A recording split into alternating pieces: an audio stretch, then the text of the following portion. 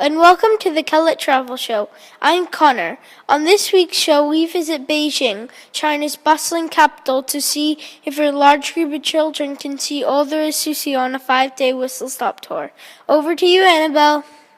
Thank you, Connor. Yes, indeed. If you think traveling with a family group is enough of a headache, try going on a school trip to a different country with over 120 students.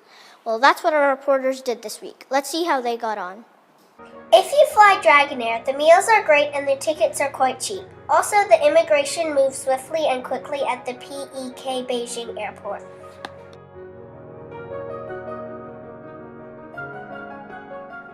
The Grand Mercure is a 4-star hotel located in central Beijing. The service is extremely good and the food is delicious. It provides a buffet breakfast that includes waffles, eggs, pancakes, muffins, bacon, fruit and fresh juice, and much more. You can pack a healthy lunch in your own Grand Mercure lunchbox. For dinner, you can have a scrumptious buffet that has dessert.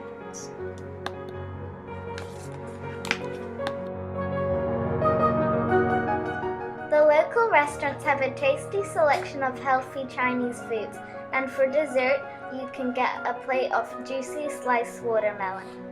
It is an extraordinary experience to try new foods that you have never heard of before, including Peking duck. The Summer Palace is known as the largest and best royal imperial garden in Beijing, China. Located in the northwest of Beijing City, it takes about 45 minutes from the Grand Mercure Hotel to the Summer Palace. The Summer Palace was first built in 1750 but destroyed in the War of 1860, but then rebuilt in 1886.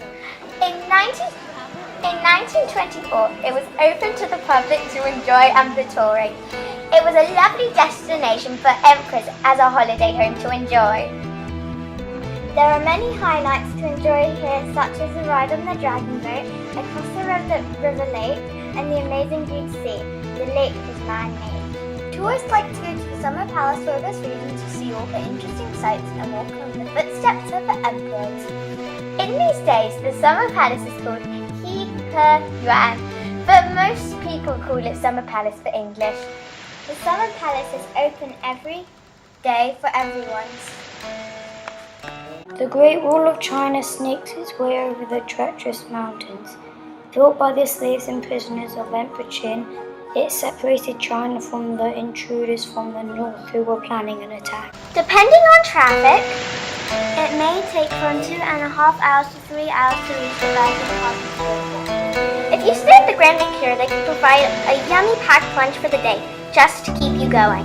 If you're planning to go to the Great Wall and it's raining, it will not be a good idea to go. If it isn't, you will need a bottle of water And good walking shoes. The Great Wall was built in the Qin Dynasty. It was built to protect China from Mongols. The whole wall was a total of 1,317 miles. It took from the 5th century BC to 16th century AD. You are probably wondering what the small towers are for. Beacons would be lit on them, signalling to the other towers that unwanted guests were approaching. Battling section on the Great Wall is particularly popular with tourists if you go to the right. But if you go to the left, you'll probably have a nice and peaceful time studying the amazing view. Did you know? The guardsmen on horse and the builders were actually people who had committed crime. Also, prisoners had to walk the hot desert, muddy waters, and uneven bridge planks.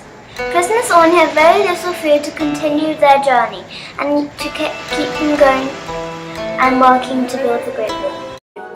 It would be much busier on Golden Week and Chinese New Year, so it's probably best to visit another time. Once you have finished with the Great Wall, you can haggle with the local shopkeepers and buy some top quality Chinese merchandise. Here are the wonders of the last surviving Hutong districts. Many people come because it is the one out of 36 left. It is located behind Black Lake. There is no better way to see the hutongs than travelling on a rickshaw through the narrow alleyways. An extraordinary experience and a great way to see the old traditional way of life alongside to the modern high-rise building. A number of courtyard houses can be visited in the district. This particular example has been lived by the same family for over 4 generations. 3 generations currently live in it. The grandparents live in the best house facing the north to enjoy the best living conditions. Depending on the traffic, it is approximately 30 to 45 minutes from the Grand Mercure Hotel. Located at the center of Beijing is the enormous Tiananmen Square. It is the largest public square in the world, and it is one of the most seeable sights on any visit to the Chinese capital. Chairman Mao's mausoleum covers a large part of the square, and long queues of people wait patiently to see his body lying in state.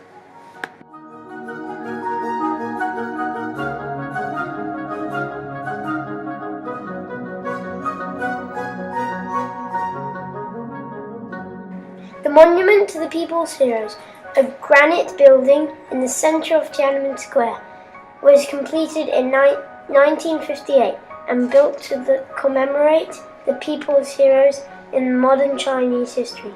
It was in fact the largest Chinese monument.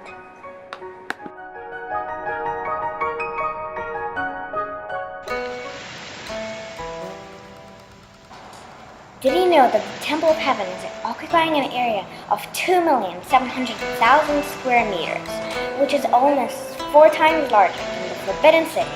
Also, the Temple of Heaven was built in the reign of the Ming Dynasty in the 1420s.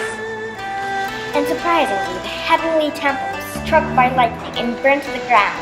It was only in the early 1900s.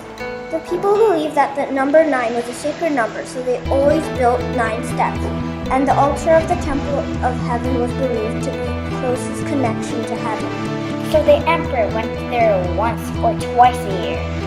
The Temple of Heaven is about 45 minutes from the Grand Mercure Hotel.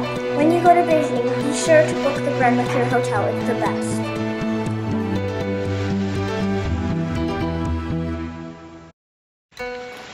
This is the one and only Forbidden City, known for its beautiful architecture and for the people who live there. The Forbidden City was built from 1406 to 1420 for Emperor Qin at the start, but later was used for the many great emperors and empresses of China. 9,999 rooms take up the inside of the Forbidden City, which are used for many different reasons. Forced by Chairman Mao, Pu Yi, the last emperor of China, had left the throne. This happened in 1912, but 13 years later the Forbidden City was opened in 1925 as a museum for many people and tourists. Many tourists enjoyed looking at the many mythical creatures such as chillins, dragon-headed turtles, and bull Chinese lions. There are also bronze cauldrons that used to have water in them just in case of a fire, because most of the Forbidden City is made out of wood. So there we have it. 5 days in Beijing and all the historical sites visited, and everyone returned safe and sound. Many thanks to our adventurous travelers and all those who assisted them. Next week, our PE team report from the Indonesian capital of Jakarta. But until then, it's good night from me.